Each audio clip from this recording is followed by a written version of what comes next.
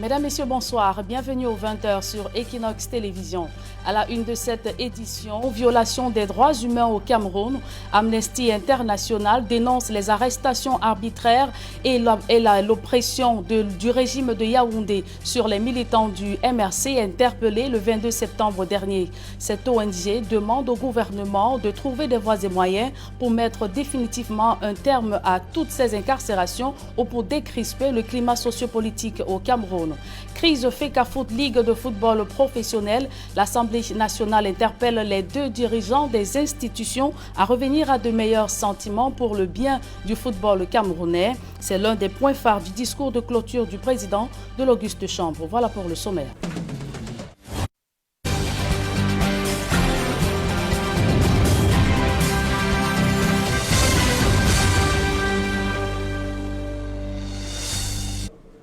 Une fois de plus, bonsoir mesdames et messieurs, merci de nous recevoir chez vous. Fin de la session du mois de novembre au Parlement. Le président de l'Assemblée nationale, dans son allocution, s'est appesanti sur les récentes élections régionales, mais également le budget de l'année 2021 fixé à 4 865 milliards de francs CFA. Kavaye Guédibril a également invité les dirigeants de la FECAFOOT et la Ligue de football professionnel à enterrer la hache de guerre pour le bon fonctionnement du football camerounais. On voit tout cela dans ce reportage de Joël Essengaye Gizogo. Du football au menu à l'Assemblée nationale lors de la clôture de la session de novembre. Le président de l'Assemblée nationale n'est pas allé par 4 chemins pour appeler à la fin de la guerre entre la FECAFOOT et la Ligue de football professionnel du Cameroun. Je voudrais appeler les dirigeants de la Fédération camerounaise de football, FECAFOOT, de la Ligue de football professionnel du Cameroun, à la retenue et à plus de sagesse. Les querelles actuelles entre les deux instances n'honorent guère notre mouvement sportif. Une sortie agréée dans les rangs des députés du RDPC. Soyons unis pour mieux construire notre pays. À la FECAFOOT, avec la Ligue de football, essayons de nous mettre ensemble. Faisons tout pour être ensemble, pour construire un pays où on vit bien. Et Kavaye Guédibril ne s'est pas arrêté là, au rang des inquiétudes, en ciblant les menaces liées au Covid-19. Je suis à nouveau habité par l'inquiétude face à la recrudescence des contaminations dans ces régions du Cameroun ou de relâchements prématurés. Sur ce point, son message fait également écho parmi les députés. Avec les instructions du président dans son discours qui nous a demandé de continuer toujours à respecter les mesures barrières, les populations aussi doivent respecter les différents textes qui régissent notre pays. Nous devons contribuer au recouvrement des impôts aussi pour pouvoir répondre aux exigences. Bien que le président de l'Assemblée nationale soit laudateur sur les régionales et leur suite, les députés n'en soulignent pas moins qu'il faudra observer les réalités du terrain.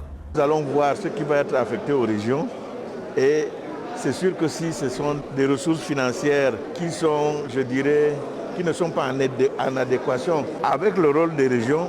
Quid du budget dont le montant s'élève à 4 865 milliards de francs CFA. L'opposition prend acte de son vote, bien qu'ayant relevé de nombreuses approximations. La loi de finances a été votée, même si nous, de l'opposition, nous étions contre le projet de loi au regard de tout ce que nous avons observé comme limite. Nous avons également assisté à un déploiement important des réseaux parlementaires qui a touché la plupart des domaines d'activité de notre pays. Et sorti des résolutions que nous croyons que le gouvernement prendra cela en considération pour améliorer les conditions de vie de nos citoyens. Kavaye Guédibril espère voir les recommandations de la Chambre basse du Parlement suivies. C'est au gouvernement à entendre ce plaidoyer. Et je vous le disais en titre, violation des droits humains au Cameroun.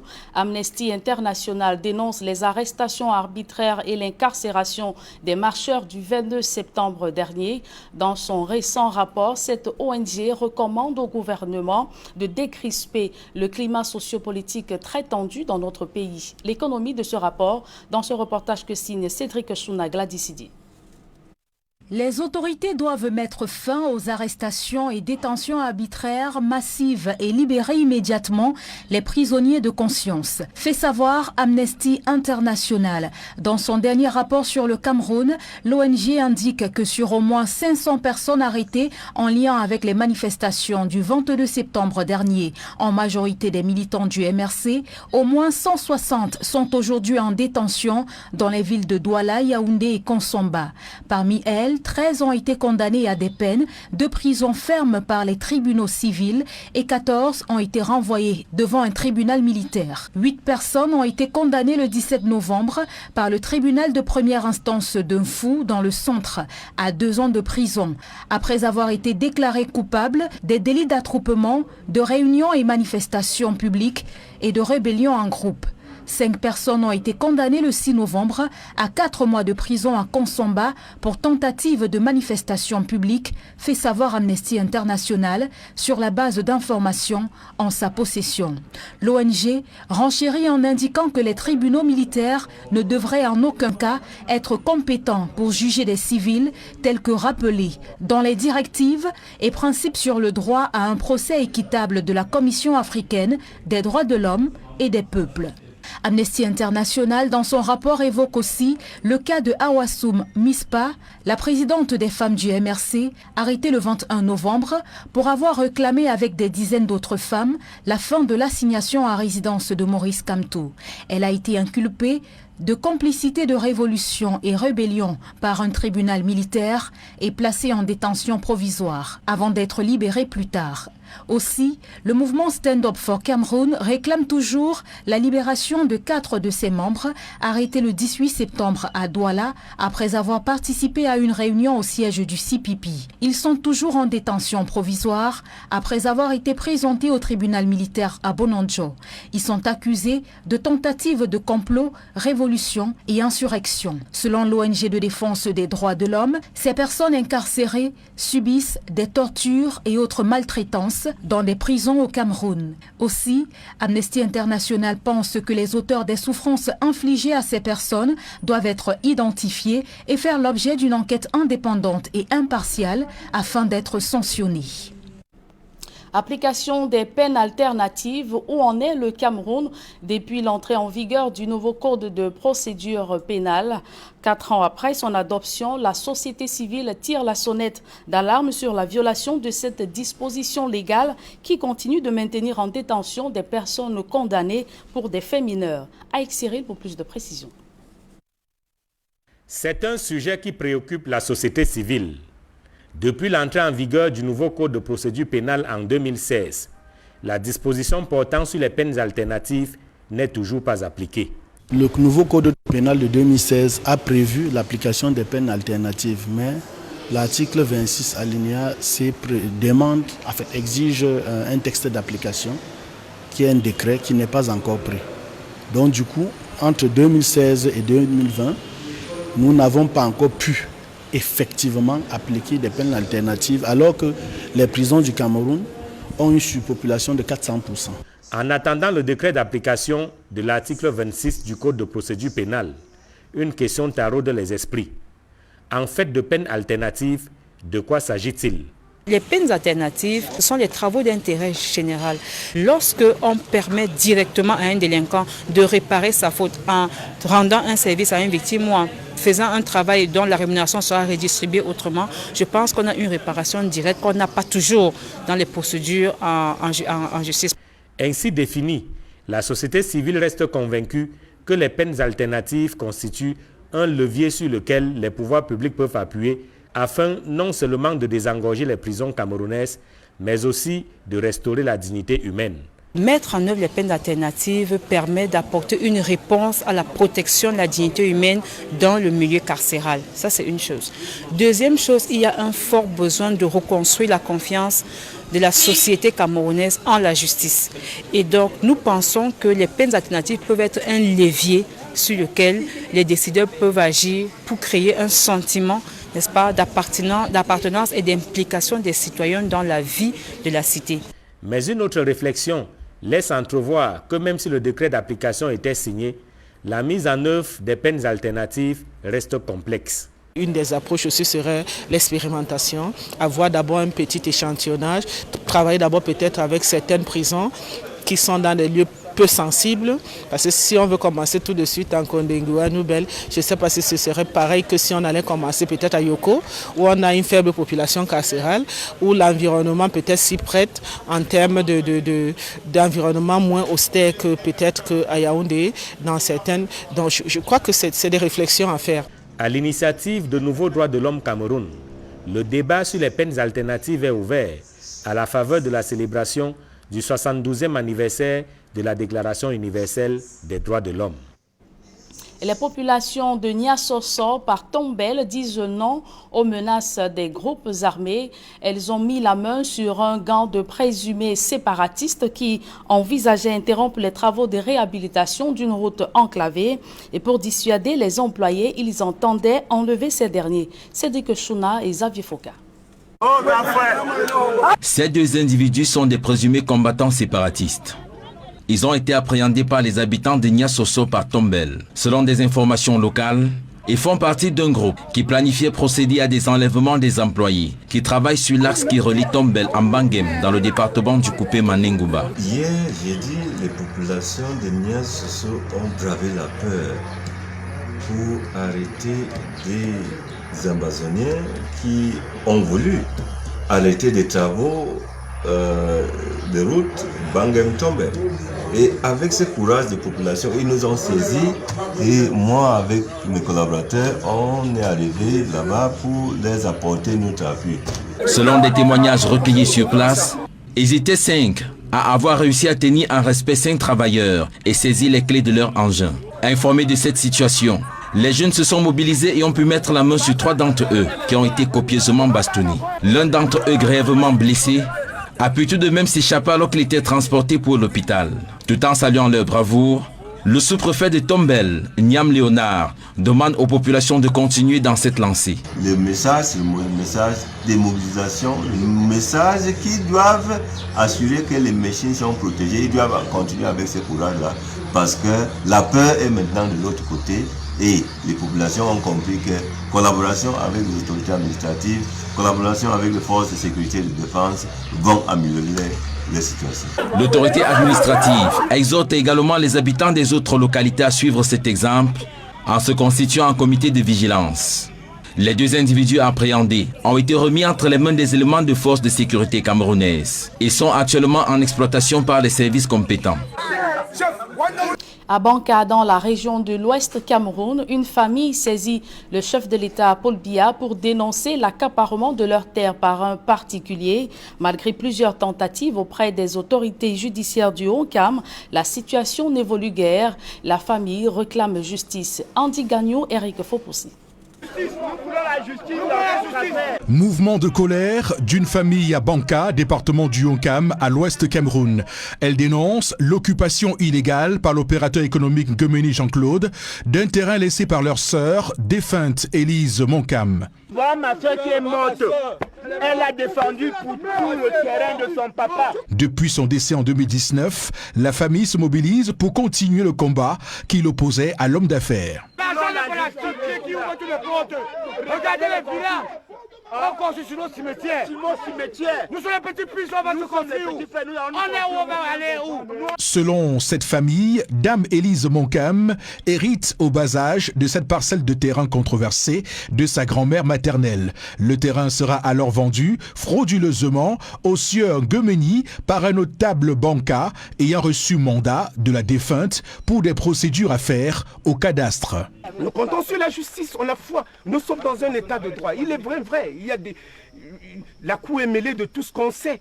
Mais ma soeur a eu des... Je ne peux pas dire que mon conseil, il est faux. On a des hommes droits dans la justice, qu'on rende justice. Elle a écrit au président de la République. Le jour où elle faisait cette lettre, elle était avec moi. Nous sommes allés à Yaoundé pour qu'elle dépose cette lettre. Elle a interpellé le ministre de la Justice. Je n'ai pas seulement en mémoire les dates.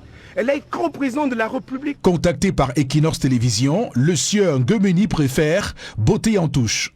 Je n'ai pas d'intérêt à vous donner. Si quelqu'un dit que j'ai pris son terrain, il prend. Il a la... Oui. La télévision n'est pas récupérée le terrain pour lui remettre. Vous comprenez, non? Je vous suis, grand frère. La télévision ne peut pas récupérer le terrain pour le remettre. Donc, si quelqu'un dit que j'ai pris son terrain, il va là où il a le droit de prendre son terrain pour le récupérer. Moi, je sais que sur mon terrain, j'ai mes documents. Il est parti au tribunal, nous sommes au tribunal. Merci. Merci de m'avoir appelé. Arguant détenir un titre foncier sur le terrain en question, la famille de la défunte Élise Moncam appelle le chef de l'État au secours. La ville de Niété dans les tours de l'enclavement pour se rendre dans les localités voisines, à l'instar de Kribi situé à 40 km. Les voyageurs vivent un interminable calvaire dû au mauvais état des routes. La question a été évoquée lors d'un récent conseil municipal consacré au vote du budget. Benjamin Sam. De Kribi à Adjab, c'est un trajet de 42 km. Mais pour y arriver, il faut s'armer de courage et de résistance. Le projet routier Kribi-Bolova, qui devrait passer par ici, reste un mystère. Réunis en session ordinaire d'examen et de vote du budget pour l'exercice 2021, les conseillers municipaux de Niété sont préoccupés par le développement de leur commune. Ce ne sont pas les populations seules qui parlent de route. Moi-même, je sors de Kribi, j'ai mis 2 jours en route. Sur 40 km, j'ai dormi dans la plantation des Vétams où nous prenons les déviations. Nous sommes dans l'espoir. Comme tout dans la vie, une route sera, la route Bolova-Kribi par Akomde finira par naître. Parce que pour l'instant, je vous dis, on ne peut pas dire ce qui n'est pas vrai. Ça ne passe pas. La route ne passe pas, les camions sont couchés là, même les motos n'arrivent plus à passer. Donc il est difficile. On nous accuse de ne pas assister aux réunions à Yaoundé. Nous n'avons pas d'hélicoptère. Nous allons passer par où? Voilà le véritable problème. Nous voulons travailler, être en contact des autres communes, des partenariats et tout, mais nous n'avons pas d'accès aux grandes villes pour l'instant. 1,174 milliard de francs CFA. C'est le budget de l'exercice 2021. Il devra, d'après la vision des conseillers, contribuer à mettre en place des projets générateurs de revenus. Mais le sous-préfet représentant le préfet de l'Océan les exhorte à explorer d'autres niches de revenus. Nous avons maturé environ 96 projets. Mais j'avoue que ma priorité aujourd'hui, ainsi que l'exécutif et tous les cadres communaux, c'est sincèrement la création d'une menuiserie municipale parce que nous sommes en zone de bois et nous nous disons que cette menuiserie qui pourra servir dans le cadre des activités génératrices de revenus va servir aux populations, va servir aux populations, à la commune et à tout le monde. Tous les services municipaux de Niété et même l'ambiance de la ville, jadis logés sous les plantations d'Eveya, sont désormais établis ici à Adjab, chef-lieu de l'arrondissement. C'était le premier défi de ce nouvel exécutif municipal. Management chaotique des droits d'auteur au Cameroun, le gouvernement se réveille de son sommeil et siffle la fin de la récréation. Après d'interminables dysfonctionnements observés dans ces entreprises de sociétés, ces différentes sociétés de gestion collective, Yaoundé a décidé du recouvrement de 12 années d'arriérés de redevances à reverser aux artistes. On voit tout cela dans ce reportage de Guy Zogo et Joël Essenge. Suite à une décision du gouvernement, l'opération de recouvrement des arriérés du droit d'auteur pour la période 2005-2017 a été lancée à Yaoundé.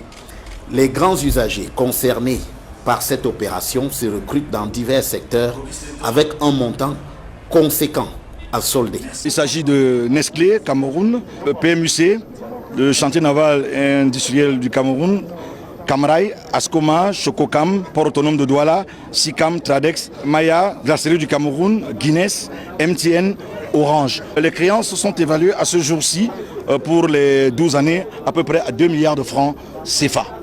Pour la commission de contrôle des organismes de gestion collective du droit d'auteur, il est question de mettre un terme aux écarts de conduite de certains usagers, alors que le ministère des Arts et de la Culture y voit un moyen de résoudre les problèmes des artistes. Les 10 usagers, à un moment donné, ont fait preuve de mauvaise foi.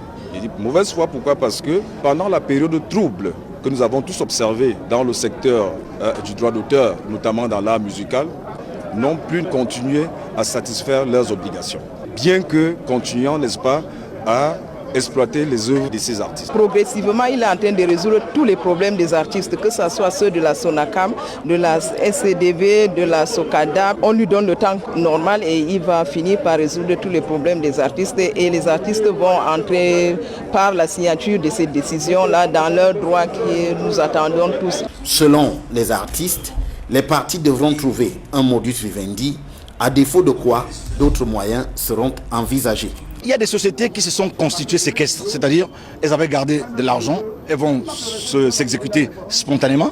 Il y en a qui ont signé avec l'accord du GICAM qu'elles devraient verser l'argent tous les 15 mars de chaque exercice.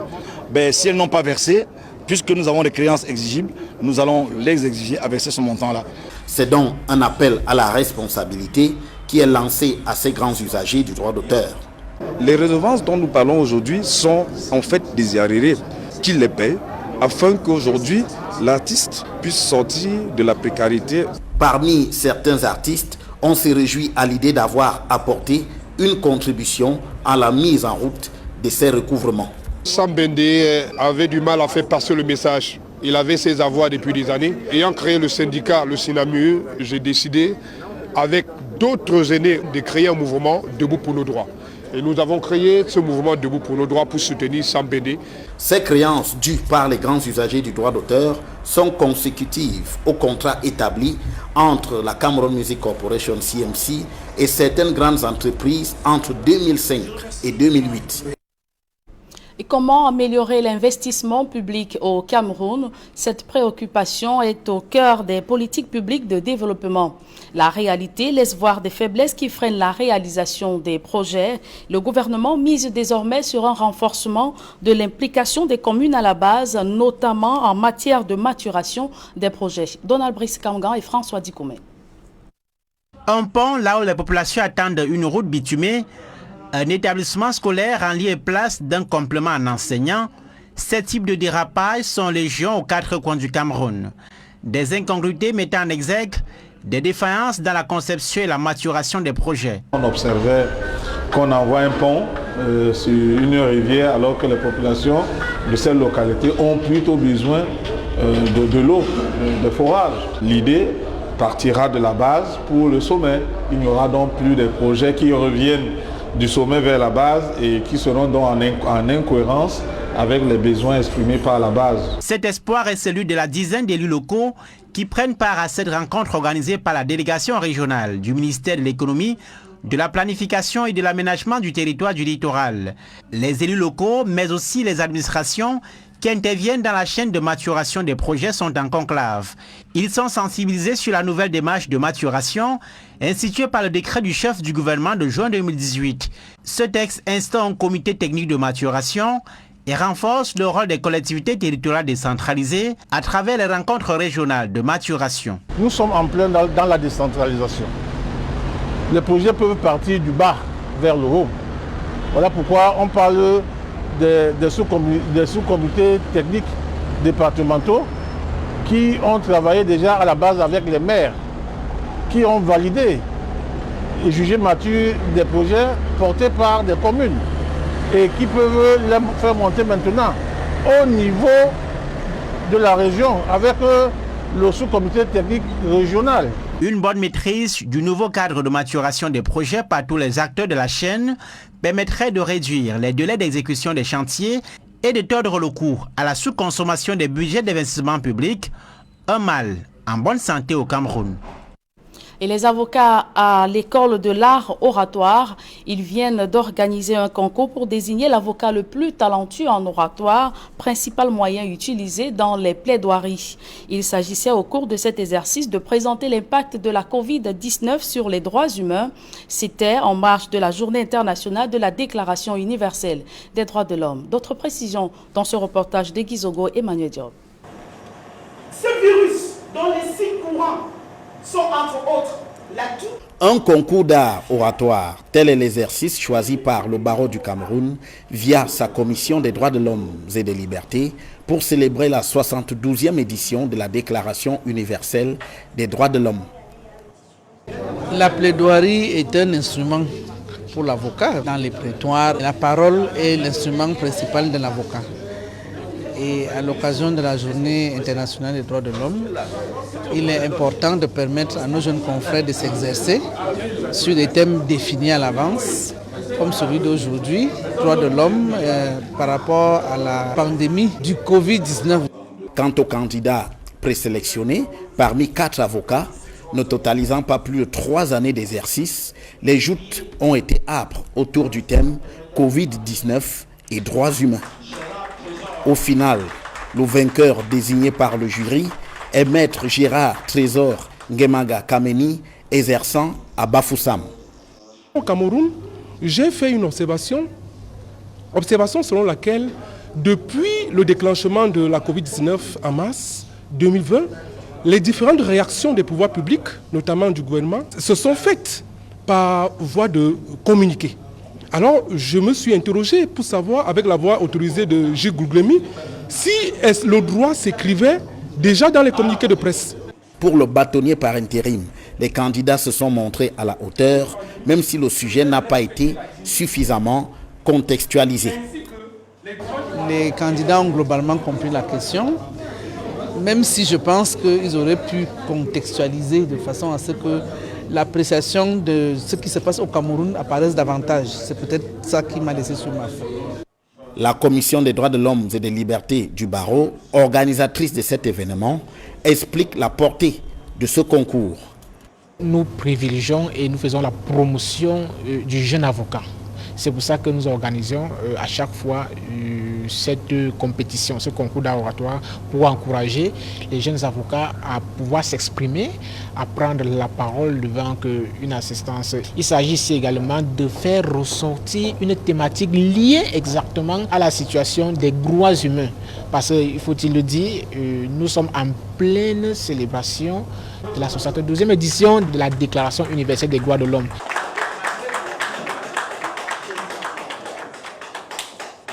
Les participants, en dehors d'avoir montré leur talent, sont repartis nantis d'un diplôme après ce concours d'art oratoire sur les droits humains. Et de la réclame dans ce journal, Orange Cameroun, entreprise citoyenne, toujours plus près de sa clientèle, fait un heureux dans la ville de Yaoundé dans le cadre de sa campagne Vivons Vivant. Ce dernier vient de remporter la coquette somme d'1 million de francs CFA. Reportage.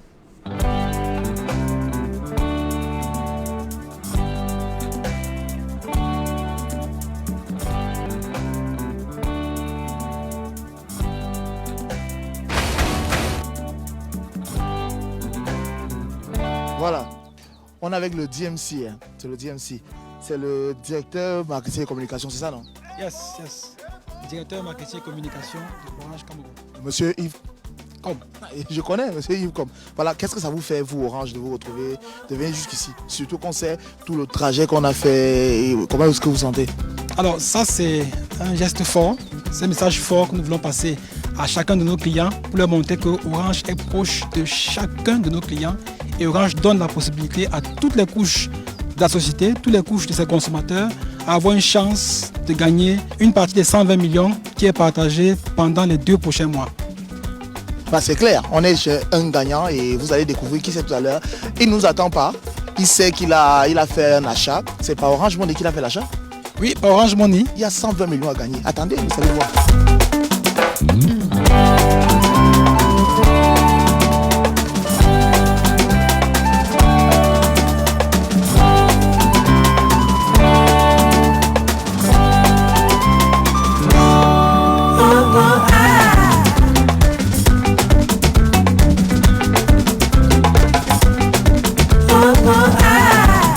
Bonsoir tout le monde. Hey le père. Ah, très content. Ah, enfin, vraiment. Sacré Lucas. Le premier jour que je vois ce style passer à l'émission Talent. C'était la nuit du rire. La nuit du rire. Le sketch de Lucas, le premier sketch de l'émission. Tu vois donc, finalement, grâce à Orange Cameroun, c'est Lucas qui t'apporte ton million. Tu as été tiré au sort parce que tu as fait un achat par Orange Money. Et aujourd'hui, je suis venu avec Monsieur Yves Com, c'est le directeur marketing et communication d'Orange.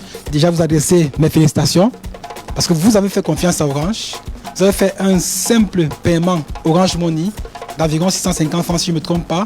Mais voilà, Orange tient ses promesses. Orange est venu jusqu'à chez vous.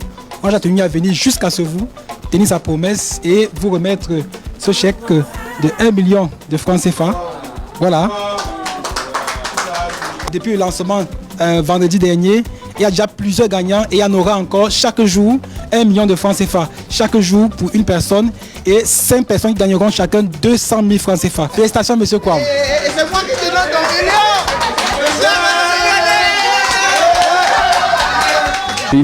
C'est une joie et cette joie, je la partage avec tout le monde, avec les proches, tous ceux qui les connaissent, toutes les connaissances. La joie, c'est pas tellement même ce qu'on reçoit, c'est les faits créés en menant un artiste que nous voyons à la télé, quelqu'un plein d'avenir, vraiment que je soutiens, on soutient de cœur. Il y a des gens qui vous soutiennent, qui ne vous voient pas, mais qui sont avec vous au quotidien. Du coup, c'est ça, là, je peux dire, c'est la bonne chose que j'ai reçue.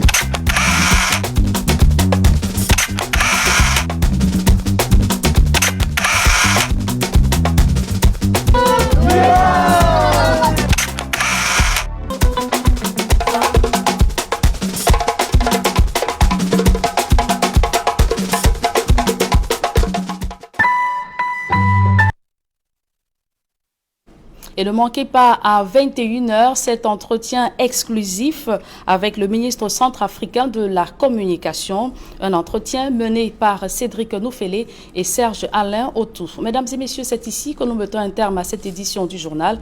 Merci de l'avoir suivi. Retrouvez Duval Fangwa et ses invités pour la deuxième partie d'Equinox Soir. Duval. Amnesty International inquiet de l'état des droits de l'homme au Cameroun. Selon Amnesty International, sur les 500 personnes interpellées le 22 septembre dernier, 160 sont encore en détention dans les prisons camerounaises. Et dans son récent rapport, cette ONG indique que ces personnes, ces prisonniers, subissent des tortures et autres maltraitances. Elle invite de ce fait le gouvernement camerounais à décrisper le climat sociopolitique très tendu dans notre pays. Climat également très tendu entre les acteurs du foot au Cameroun. Cela retient l'attention du président de l'Assemblée nationale qui, à l'occasion de la clôture, a invité les uns les autres à fumer le calumet de la paix alors que le pays se prépare à accueillir le CHAN 2021. Et vous l'avez dit, Duval Fangwa, Kavaye Djibril, président de l'Assemblée nationale, n'est pas passé par 4 chemins pour demander au président de la FECAFOOT et la Ligue de football professionnel d'enterrer la hache de guerre. Et dans son discours de clôture, vous l'avez suivi, il leur a demandé de fumer le calumet de la paix. Cette injonction sera-t-elle entendue ou respectée? Là est toute la question, Duval Fangwa. Merci Julien Berthe-Bissaï. Merci à vous, Duval. Bonne soirée, madame. Très bonne soirée à vous. Mesdames, Messieurs, dans quelques secondes, retrouvons nos invités sur le plateau d'Equinox ce soir, le débrief.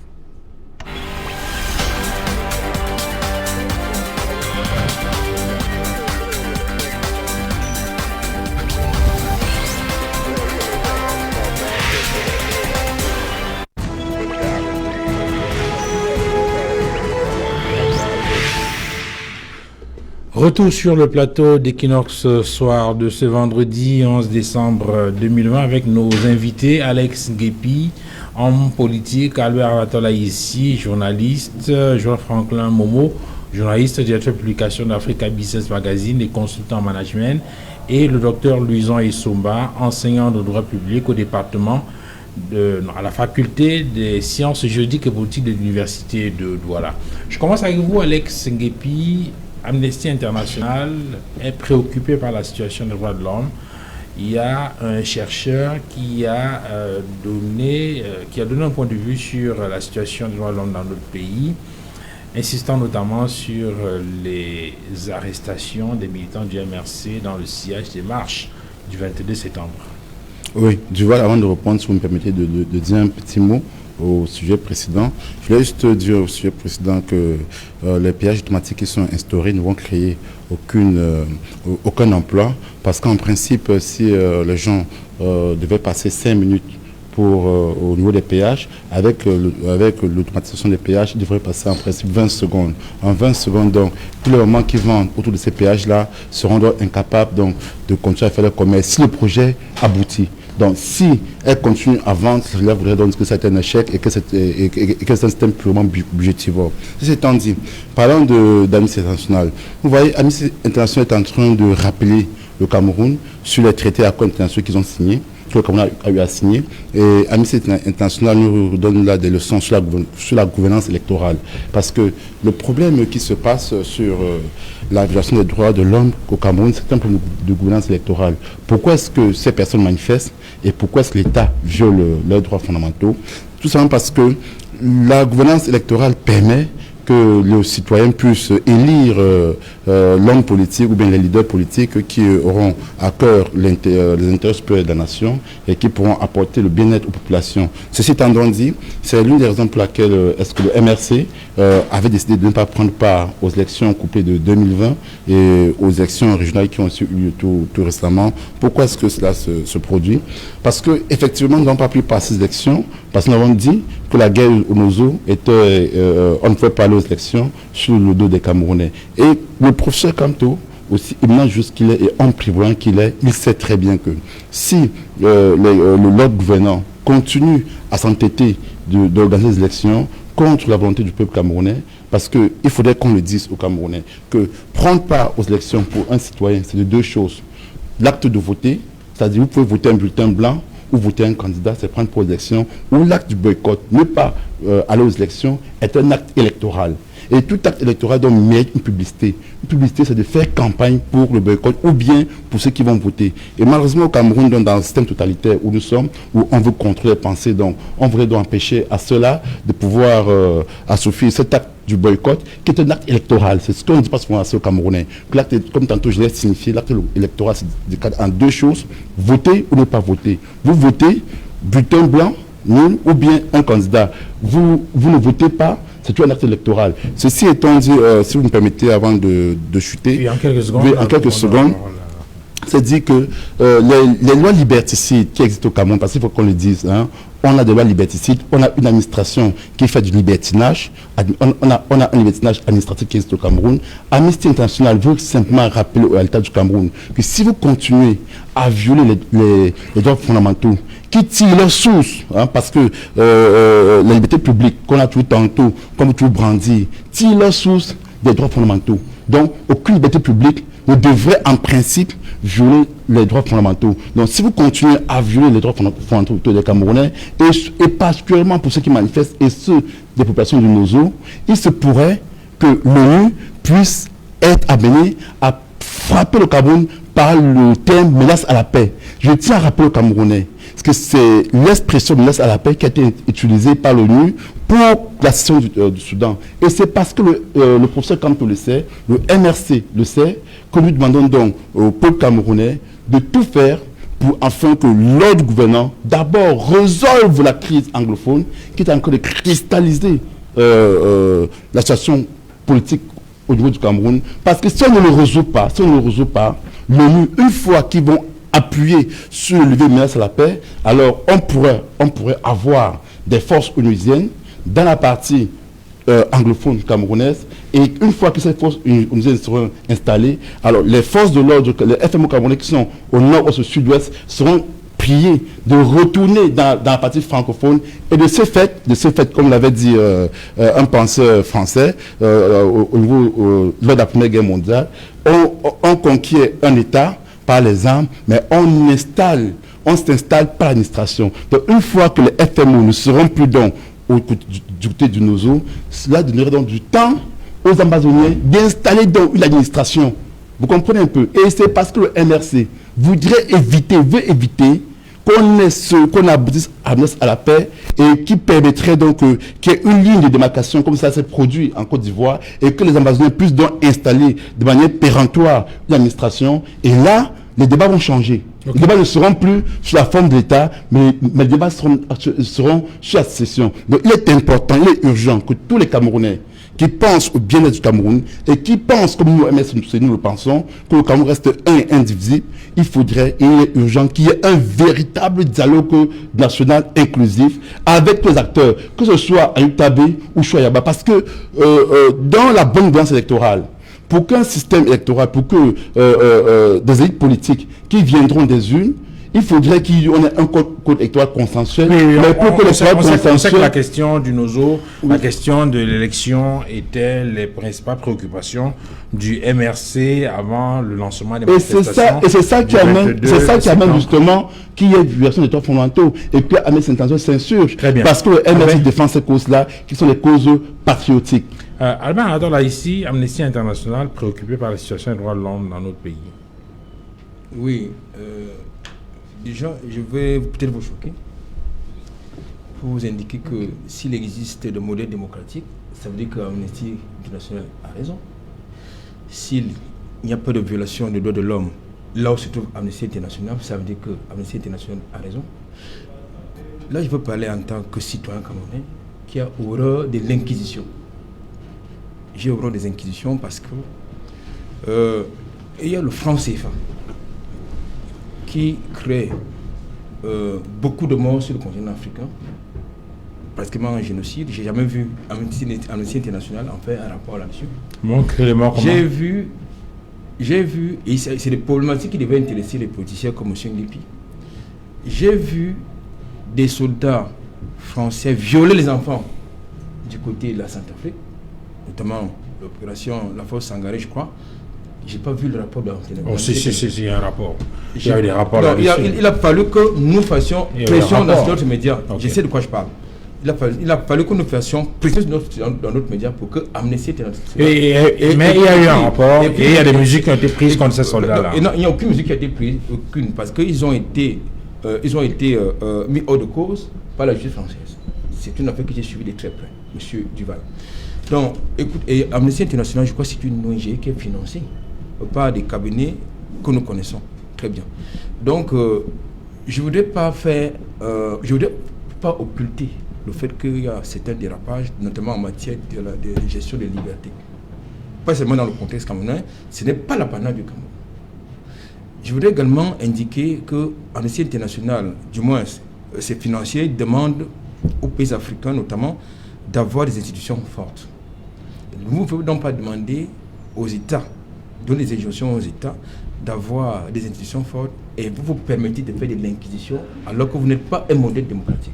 Donc je pense qu'à mon sens que lorsqu'on me parle d'Amnesty International, Women in Rights et tout ça, franchement, j'ai envie de dire de quoi je me mêle. Docteur Lison Isomba, il y a quand même des organisations qui se projettent sur la scène internationale comme étant des sortes de gendarmes qui doivent veiller sur l'état des droits de l'homme dans les différents pays. Et on se souvient quand même qu'au sortir de la Seconde Guerre mondiale, il y a une déclaration universelle des droits de l'homme, je crois, qui a été adoptée le 10 décembre 1948 par 58 États. C'était à Paris. Et il y a des États donc qui sont mis d'accord pour que les droits de l'homme soient respectés à travers le monde. Et je crois que Amnesty, dans ce cas, n'est qu'en train de faire un rappel à l'ordre, non? Bien entendu, Duval, est-ce qu'il faut simplement passer à l'Amnesty International? Nous savons que même l'État français, au plus haut sommet de sa gouvernance, nous avons vu Macron faire une sortie, Yves Le Drian a fait la même sortie pour demander justement l'apaisement du climat sociopolitique extrêmement tendu au Cameroun. Ce n'est pas simplement du monopole d'Amnesty, mais ce que nous vivons en réalité, c'est que le Cameroun, on l'a toujours souvent dit avec vigueur, a des très bons tests. D'ailleurs, nous avons ratifié beaucoup d'instruments juridiques internationaux, parmi lesquels cette déclaration universelle des droits de l'homme que nous avons célébrée hier, le 10 décembre 1948. Nous sommes aujourd'hui en 2020. Alors, c'est pour dire quoi, Duval? Le Cameroun, j'ai toujours eu à justifier l'attitude de l'État selon deux contextes. Vous savez, quand l'État est sous pression, l'État devient injuste. Et à ce moment-là, l'État ne peut que violer de manière flagrante les droits de l'homme, ce qui ne veut pas dire que ça ne doit pas être condamnable. On se rappelle tous de l'affaire Albert Wukong, où il avait eu gain de cause. Il a saisi la Cour africaine des droits de l'homme, où on a condamné l'État du Cameroun pour sévices corporels extrêmement graves sur un citoyen. Donc nous avons des cas pareils. Nous savons qu'aujourd'hui, et quand l'État n'est pas sous pression, l'État peut paraître juste. Justement parce qu'il n'y a aucune pression sur lui et à ce moment-là, l'État estime qu'il faut respecter nos droits, les règles de droit, surtout les procédures en matière d'arrestation. Vous savez, on parlait tout à l'heure des peines alternatives. Pourquoi les peines alternatives? Justement pour désengorger les prisons. Parce qu'en réalité, pour un délit, on ne va pas vous prendre et vous mettre en cellule.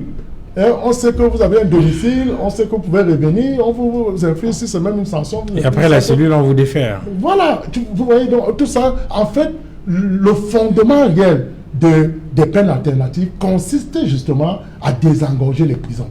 Et vous voyez, aujourd'hui, on regrette tout simplement parce que... Et les statistiques, justement, indiquent qu'il y a beaucoup de personnes qui sont détenues dans les pénitentiaires du Cameroun sans avoir été jugés. Sans avoir eu un jugement. Ils sont très nombreux. Et je dois vous dire, Duval, pour le Camerounais qui n'a jamais mis les pieds en cellule, il est dans une maison d'arrêt, il ne va pas comprendre de quoi il est question. Je vous assure, quand vous entrez dans cette maison d'arrêt, allez à Nubel, vous êtes en santé, vous tombez malade. C'est-à-dire, avoir tout simplement les conditions carcérales, vous comprenez que vous avez un mauvais arrangement à l'amiable qu'un bon procès. Parce que quand vous vous trouvez dans des situations pareilles, c'est extrêmement grave. C'est la raison pour laquelle, lorsque des arrestations sont faites sans le moindre respect des procédures, c'est-à-dire que, un peu comme vous avez eu même Peter Foroki ici, qui vous expliquait comment est-ce qu'il a été arrêté. Il a été piégé. C'est-à-dire que, il y a des procédures. L'État, c'est vrai, le créateur de la norme, mais l'État, par souci des imparités, doit d'abord respecter la norme. C'est ça, en fait, le paradigme. L'État doit respecter la norme. Et quels que soient les contextes, on sait quand même qu'on a un Dieu. Notre Dieu, c'est la loi. C'est la règle de droit qui existe. Donc, une fois que l'État vient à torpiller cela, ce n'est pas, à mon sens, une bonne chose et ça ne raffermit pas, ça ne procède pas au raffermissement de l'idée de l'État de droit dont on se prévaut. Vous voyez, on l'affiche, ça devient un credo politique aujourd'hui. Le Cameroun est un État de droit, mais quand nous regardons sur la pratique ce qui se passe, ça laisse quand même à désirer. C'est la raison pour laquelle j'ai encore vu hier la belle image, je suis par là Duval, Ouattara et Konan Bédié. J'ai vu les commentaires ici, mais je crois que ça mérite d'être touché. Ça mérite d'être rependu. Vous voyez, je prenais encore l'exemple. Et les signes d'apaisement montrés par le président Alassane Dramane Ouattara. Je prenais encore l'exemple Duval. Vous vous rappelez quand le président de la République, Paul Biya, avait reçu Ni John Fondi. Mais ça fait un écho terrible. Les gens ont estimé que le président, c'est un démocrate, il est ouvert. Mais pourquoi ne pas le faire dans un contexte aussi bruyant, aussi difficile? Et surtout que le président Kamto a tendu la main, dit-on. Non, écoutez, moi je pense que ce n'est pas simplement lui. Le président peut recevoir Kamto, il peut recevoir le Chief Moukete, il peut recevoir le cardinal Christian Toni, il peut recevoir pour les d'autres leaders politiques. Oui, il peut les pas Kawala, les Kawala, la Lisa Dio et bien d'autres. Il peut les recevoir au palais pour essayer de changer. Vous allez voir qu'une telle image va permettre aux uns de comprendre qu'il y a quand même une réelle volonté d'aller vers un élan d'apaisement de la situation sociopolitique. Alors, Jean-Franklin Momo, peut-être pour vous amener sur votre terrain, qui est le terrain de l'économie, les peines alternatives, au-delà de ce qu'elles permettraient de décongestionner les prisons et éviter qu'il y ait de plus en plus de gens qui vont en détention, pourraient également être un levier économique, c'est-à-dire que des gens qui travaillent et qui permettent avec le fruit de leur travail de se prendre en charge et peut-être de contribuer à la production ou au développement, la croissance dans notre pays. Et, avant de répondre à votre question, permettez-moi d'abord de féliciter le colonel de la Légion du littoral, M. Amogou, qui m'a fait sortir d'une situation très difficile parce que là, nous sommes sur le terrain du droit, mais il faut reconnaître qu'il y a encore des Camerounais qui font vraiment le boulot. Ce monsieur a pesé de tout son poids pour essayer de me disculper d'une situation qui allait me pousser à un endroit où je n'imaginais pas. Donc il faut que nous puissions dire au Camerounais qu'il y a encore des gens qui aiment le boulot. Maintenant, par rapport à votre question, ce que je veux simplement dire, c'est que sur le comptoir du grand frère Essomba, qui est un brillant juriste, on peut maximiser le paradigme de l'équilibre juridique dans un pays qui se veut compétitif, parce que c'est le droit qui régule la société moderne. Or, dans une société moderne qui se veut compétitif à l'international, si vous avez un droit, si vous avez les acteurs de droit qui ne pratiquent pas, je veux dire, son métier de manière dans les règles de l'art, il sera très difficile à ce pays de présenter une image assez crédible sur le plan international. Maintenant, je vais dire quelque chose de très important pour essayer d'illustrer ma démonstration. Il est ridicule qu'un citoyen qui est identifiable, qui a un domicile, qui a un emploi précis, se retrouve en train d'être, je veux dire, ambassier, je pense qu'on peut, au-delà de tout, trouver des voies et moyens pour que certaines personnes puissent comparaître des temps libres. Donc je pense qu'on pouvait faire au-delà On peut faire autrement les choses. Le procédure pénale le prévoit. Justement. Tout à fait. Donc je pense qu'il faut que nous puissions comprendre que le droit, c'est un socle régulateur sur lequel se repose la loi, garante des libertés individuelles équitables pour tous. Est-ce que les acteurs qui sont censés appliquer le droit font bien le boulot? Je dis oui et non.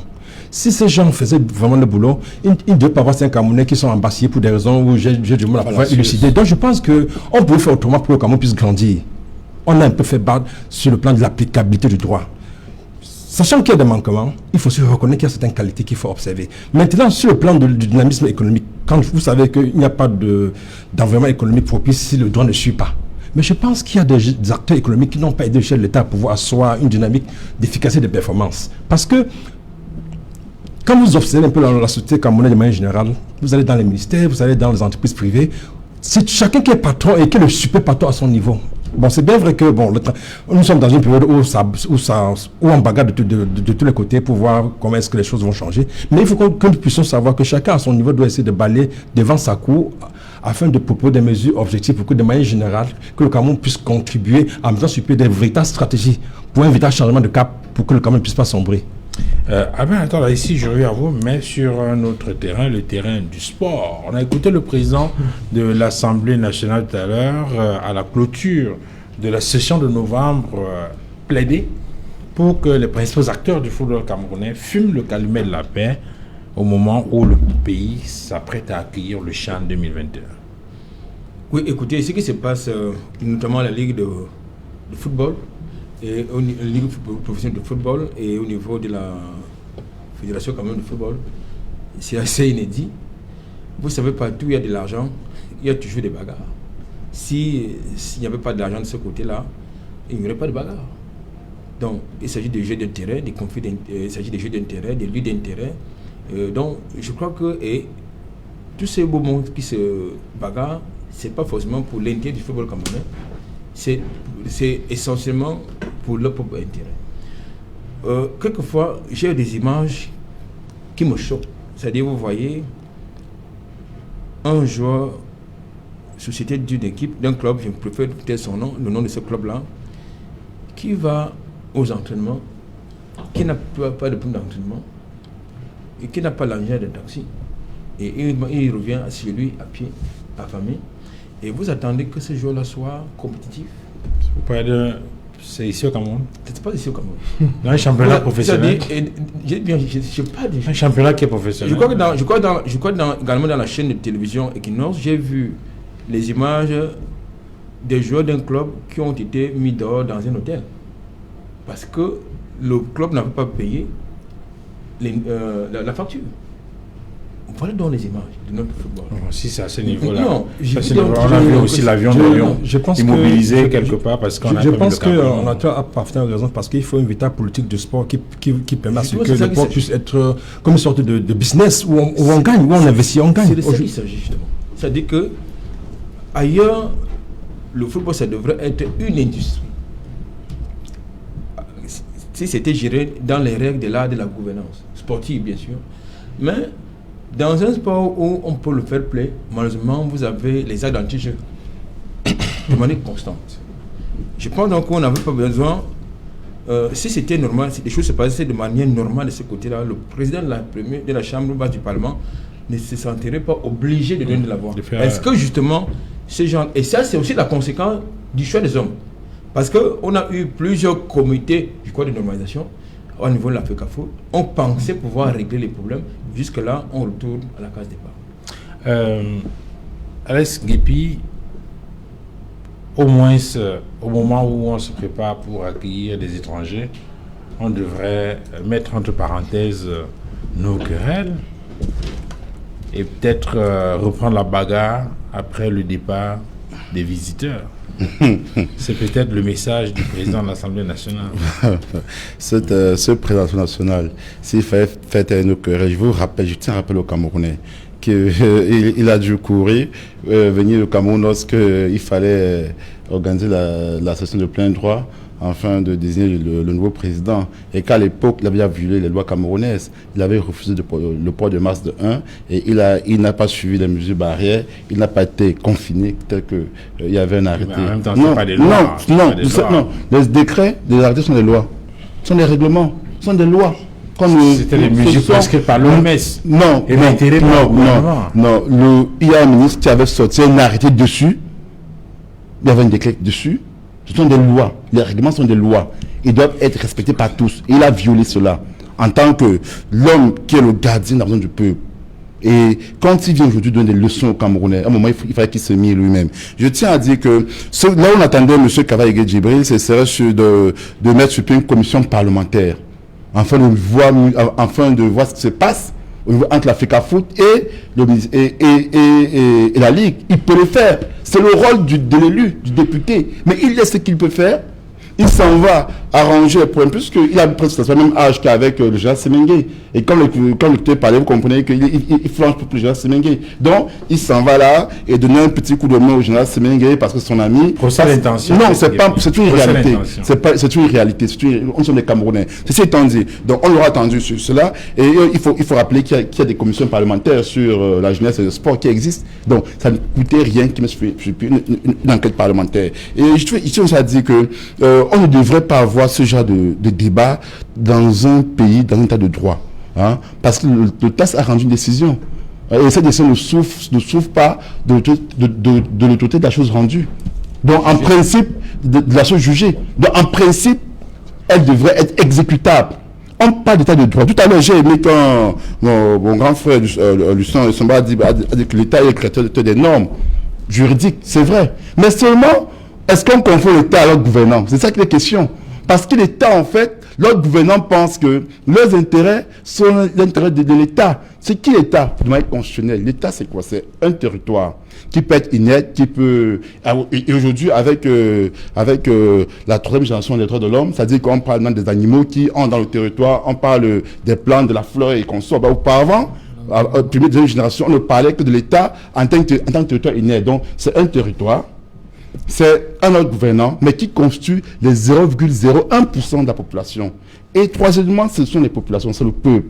Dans ce cas, l'autre gouvernant est inclus dans le peuple. Donc, quand l'État est source de loi, mais ce n'est pas le gouvernant, la source de loi ici, ce sont les populations. Parce que c'est elles qui vivent, c'est elles qui s'émouvent. Donc, est-ce que l'intérêt que l'État, vous et moi, que l'autre gouvernant qui est mandaté pour prendre des décisions en lieu et place de l'État, est-ce que ces décisions qu'ils prennent sont en faveur de l'État véritable, l'État primaire, qui est la population, qui sont les populations? Donc, on se rend donc compte par cette démonstration. Mais vous avez dit mandaté. Ils sont mandatés. Mais seulement ils ont obtenu le mandat du peuple pour agir en son nom. Vous savez, on peut être mandaté par la force, c'est-à-dire quand c'est un coup d'État dans un pays, dans un système totalitaire ou dictatorial, on est mandaté. Parce qu'on le prend par la force, c'est-à-dire on doit tout agir au nom du peuple. Donc, est-ce que dans l'intérêt gouvernemental est l'intérêt des populations? C'est donc dire quoi? C'est donc dire que si le Cameroun est un état de droit... Mais si quelqu'un agit avec un mandat qui n'est pas celui du peuple, le peuple a le devoir de le mettre de côté. Il y a usurpation parce que c'est le peuple qui est détenteur, qui est titulaire de la souveraineté.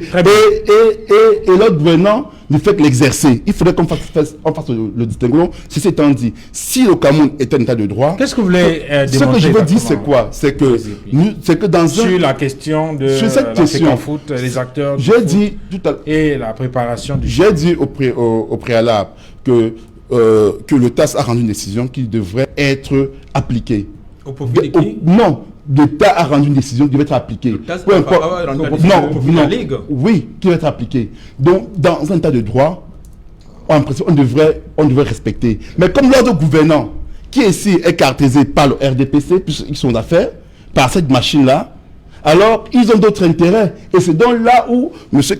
Kavaïgué Djibril, qui est le gardien de l'avenir du peuple, confond donc que lui, en tant que gardien du peuple, s'il devait donc agir dans l'intérêt de l'État du droit, dans l'intérêt des populations, il aurait donc fallu pour lui de mettre sur pied une commission d'enquête parlementaire. Donc, la sensibilisation? Non, ce n'est pas une sensibilisation. On agit pas. Non. C'est une façon de dire qu'au-delà des lois, il y a la convivialité. Non, il n'y a pas au-delà des lois. Il y a la nécessité. Non, il n'y a pas dans une république. Je mets d'accord pour accueillir. Dans un état de droit, il n'y a rien sur des lois à part le peuple.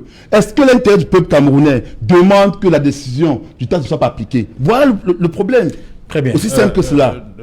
Docteur Jean Isoma, il n'y a pas que les acteurs de foot, il y a aussi les artistes musiciens qui ont du mal à se mettre d'accord. On se souvient, il y a quelques semaines, il y a une AG qui avait avorté Mais cette fois, peut-être que ce sera la bonne. Le ministre, on parle d'une assemblée générale élective qui devrait se tenir demain et qui se fera en présence du ministre des Arts et de la Culture. Peut-être qu'au moins là, on sortira avec quelque chose de bien, de positif pour les artistes. Duval, permettez-moi un peu d'ouvrir la fenêtre du sport pour indiquer que cette affaire, vous avez vu, il y a au plus haut sommet de l'État, la sortie du président de la République, qui a instruit le Premier ministre de trouver toutes les voies possibles pour justement faire fumer à ces gars le calumet de la paix. Et ça, je rejoins Anatole. Chaque fois que des intérêts justement particuliers seront au-dessus de l'intérêt général, on ne va vivre que le spectacle que nous sommes en train de vivre, qui est désolant pour notre image. Et je suis encore plus choqué que, vous voyez, la question du sport est portée au sommet des instances politiques délibérales. Nous avons une crise qui dure depuis 4 ans. Rien n'a été inscrit. Cette affaire n'a jamais été inscrite au Parlement. Donc c'est pour dire quoi? C'est pour dire qu'en réalité, la volonté de nos parlementaires... Mais là, docteur, le sujet n'est pas inscrit au débat. C'est le président de l'Assemblée nationale qui a exprimé un peu. Il y en a même, c'est tout dernièrement qui dit non, il faudrait qu'on associe les populations. Mais cette question, quelle est l'instance la mieux placée pour discuter d'une situation aussi grave, celle que nous vivons, la crise que nous vivons au sud-est et au nord-est? Alors, quand je l'ai dit, je ferme cette fenêtre pour ouvrir la porte justement vers les artistes. On a souvent dit que la musique adoucit les mœurs. Mais on est très curieux de savoir que de ce côté-là, la musique plutôt crée des tensions entre les artistes. Parce que quand vous regardez ce qui est en train de se passer, toutes les instances qui ont toujours été mises en place sont sorties sous des pressions, sous des problèmes. Vous avez vu Safa Thomas, mais les autres artistes ont même dit ont demandé de ne même pas le voir. Parce que même au niveau de l'Assemblée générale préparatoire, il a voulu prendre la parole, mais je vous dis, j'ai mon petit qui est artiste, il me raconte que il a failli subir, comment dire, ça veut dire un peu comme une nuée de sauterelles sur lui. Donc c'est pour dire quoi? C'est pour dire que... Oui, on l'a écouté, Safa Thomas ici indiquer que cet AG dont on parle demain, il ne sait pas de quoi il est question, puisqu'il n'a jamais convoqué, lui qui avait convoqué la dernière AG qui n'avait pas... non, c'est là, pardon, de cet incident que je vous raconte, pour donc dire que nous espérons que demain, la musique va véritablement adoucir les mœurs et qu'on aura un président qui va donc assurer avec la légitimité de tous cette auguste instance de la musique au Cameroun. Jean-Franck Moreau, un mot rapidement sur ce sujet avant qu'on sorte de l'émission. Oui, je vais revenir par rapport à la problématique du sport en démontrant que c'est regrettable que depuis de belles lurettes, on ne cesse de parler de manière répétitive de la problématique relative à la cohérence au niveau de la gestion du football camerounais. Quand on sait que dans les pays développés, le football, c'est un business très lucratif. Bon, aujourd'hui, avec l'avènement de la CAN, l'État du Cameroun a investi de fortes sommes d'argent pour les infrastructures. Est-ce que les éléments multiplicateurs doivent suivre, comme dans le jargon des économistes, on dit les éléments multiplicateurs d'un investissement en termes d'action opérationnelle qui doivent permettre à ce que, après la CAN et la CHAN, que l'État puisse... Vraiment pour l'instant, on n'y a pas encore. Pour l'instant, il faut d'abord terminer même ces ouvrages-là. On sait que l'État peut commencer à réfléchir sur les effets multiplicateurs. On n'a pas fini. On peut dire quelque chose, c'est que le management au Cameroun, de manière naturelle, a un problème de leadership. C'est-à-dire la dimension de non-manager n'est pas de nature à pouvoir porter les projets qui les sont assignés. Quand vous regardez un peu ce qui se passe à la FECAFOOT, il parle une corrélation avec la problématique relative à l'incohérence que nous observons, je veux dire, chez les artistes. Il faut que les artistes camerounais apprennent d'abord à se regarder dans le miroir et apprennent à s'accepter comme tel. Ça, c'est la première des choses. Il faut que l'État du Cameroun puisse mettre sur pied des mesures qui permettent à ce que ces gens soient respectés dans la société. Parce qu'aujourd'hui, il y a un véritable problème en ce qui concerne la répartition des droits d'auteur. Et que ces entreprises qui sont au Cameroun, qui ne paient pas des impôts pour la plupart, puissent payer, je veux dire, ce qui revient aux artistes et que la répartition puisse être normale. Permettez que je continue mon analyse. Lorsque vous avez sorti, il faut qu'on apprenne dans ce pays à soutenir les talentueux artistes qui ne demandent qu'à vivre. C'est véritable dans un pays comme le Cameroun. Au XXIe siècle, les grands artistes se retrouvent en rang pour prendre des petites perdiennes, alors que les multinationales sont au Cameroun, engagent des bénéfices et n'arrivent pas à reverser cela. Je veux dire, pour que ces gars puissent fonctionner normalement, c'est véritable. Ok. On va s'arrêter là pour ce vendredi. Infiniment merci, messieurs, d'être venus sur ce plateau. Merci au docteur Louison Essoma, enseignant de droit public à la faculté des sciences juridiques et politiques de l'université de Douala. Merci à Alex Nguepi, militant du MRC, le Mouvement pour la naissance du Cameroun. Merci à Albert Anatole Aïssi, journaliste, et Jean-Franklin Momo, directeur de publication de Africa Business Magazine et consultant management. Merci à vous, madame, messieurs, d'avoir regardé cette autre livraison de Equinox ce soir. Bonsoir chez vous.